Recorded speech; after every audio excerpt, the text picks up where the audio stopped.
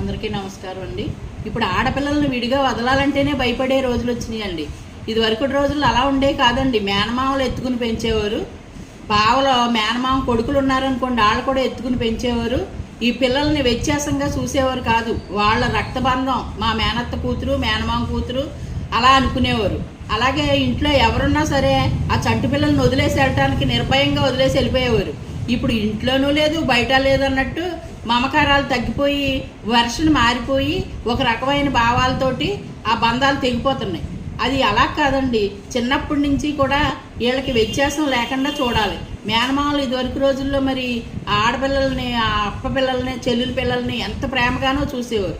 ఇప్పుడు ఉన్నారు అసలు దగ్గరికి తీసుకునేవాళ్ళు లేరు, మాట్లాడేవాళ్ళు లేరు.